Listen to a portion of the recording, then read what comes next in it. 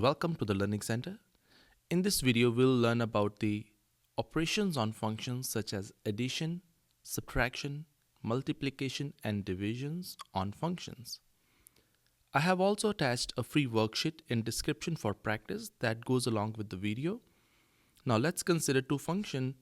The first function, let's say f of x, which is equals to 2x plus 1, and another function which is g of x, which is equals to x squared minus 4. Now first of all, find f plus g of x, which is equal to f of x plus g of x, right? Now what is the value of fx? I think we know that the value of fx, or we can substitute the value of fx, which is 2x plus 1. Now what is the value of gx, which is x squared minus 4. Now when you are adding two polynomials, you arrange them in the standard form. So first of all, we got the highest power, which is x squared. Then we get the term which is 2x.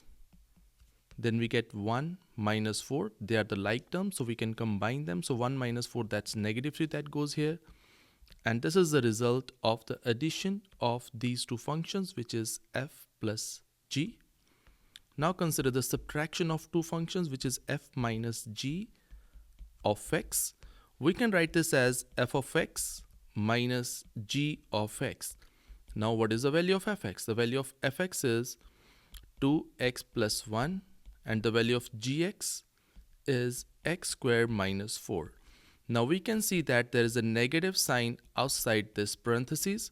When you see a negative sign outside the parentheses, we need to apply the distributive property.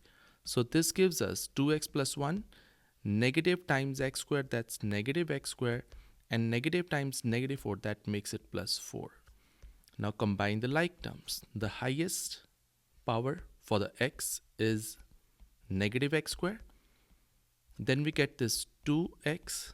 Then we get this 1 plus 4, which gives you 5.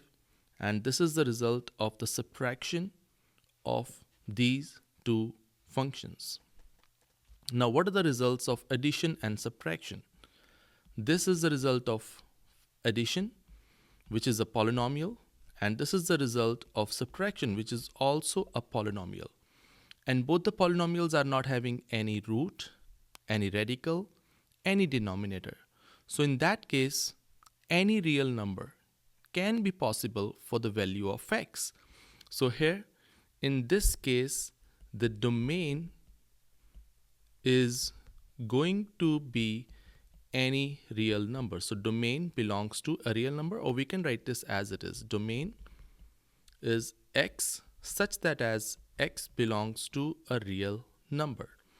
But if you need to write it as interval, we can write it from negative infinity to positive infinity. That is also another way of writing the domain again.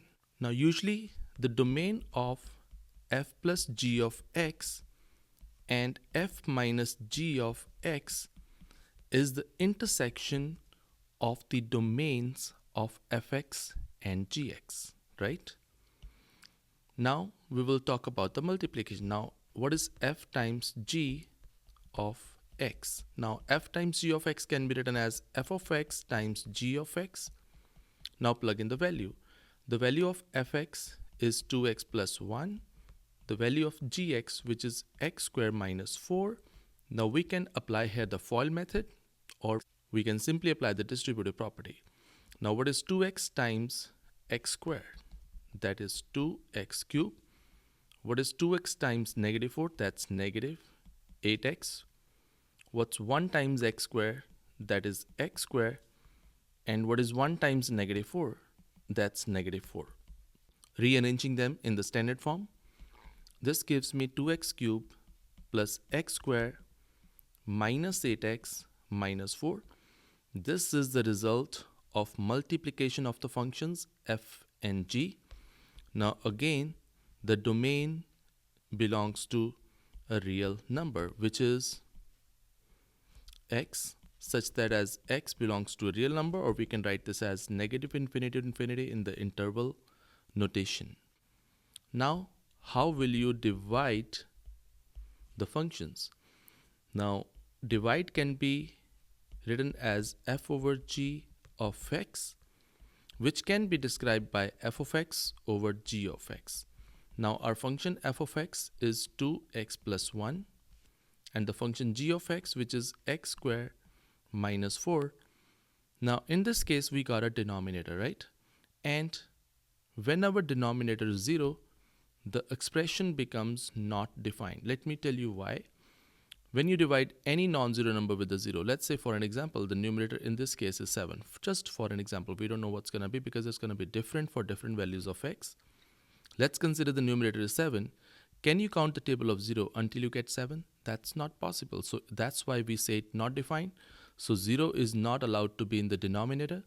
That's why this denominator, x squared minus 4,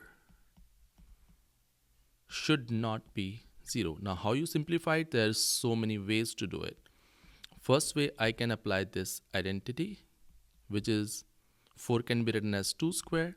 So that's a square minus b square. Now what is the identity for a square minus b square?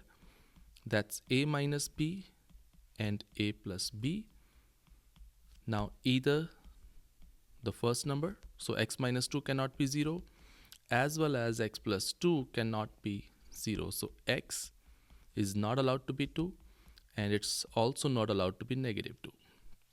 Now there is another way of solving this thing as well. X squared minus 4 is not equal to 0. We can separate the constant in the variable. So we'll take 4 to the other side, which gives it positive 4. I want to get rid of the square, so we'll take the root on both sides. The square cancels the root. The value of x is not equal to, no, this is a plus minus 2. So that's why we can write it here next to that. X cannot be negative 2 and 2 because we do not want the denominator to be 0. Now how will you write the domain? Domain is the value of x which is possible for any given expression. Now in this case, we can have all real numbers except negative 2 and 2, right? This is the way to write the domain one way, right? Second way, how will you write this in the interval form? We'll start from the negative infinity to negative 2 union negative 2 to 2 union 2 to infinity, and that is the domain for this function. So in this case, whenever you get a denominator, that denominator should not be equal to 0, and that's going to give you the values of x which will be excluded. That is the way how you can find the domain of the division of polynomials. Let's consider a function f of x which is equals to 3x plus 5, and another function g of x which is equals to 2x squared minus 5, right? Now find f of 3 plus g of 4. Now what is the value of f of 3? That means we're going to plug in this 3 in the function f, which will make this 3 times 3 plus 5, right? So I can write this as 3 times 3 plus 5, right? Now what is the value of g of 4? G of 4 means I'm going to plug in here in place of x as 4. That makes it 2 into 4 square minus 5. So when you plug in this 4 here, so that becomes 2 times 4 square minus 5. That's here. Now simplify this. 3 times 3, that's 9. 9 plus 5. Now 4 square, that's 16 times 2. That's 32 minus 5. 9 plus 5, that's 14. 14 plus 32, that's 46. 46 minus 5, that's 41 is the result. Okay, let's evaluate f of negative 2 times g of 3. Now what's the value of f of negative 2? So I'm going to plug in this negative 2 for this place of x.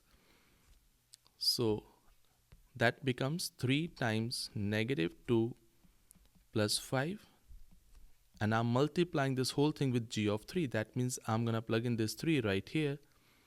So that will give this 2 times 3 square minus 5. Now 3 times negative 2, that's negative 6 plus 5. Now 3 square, 9 times 2, that's 18 minus 5.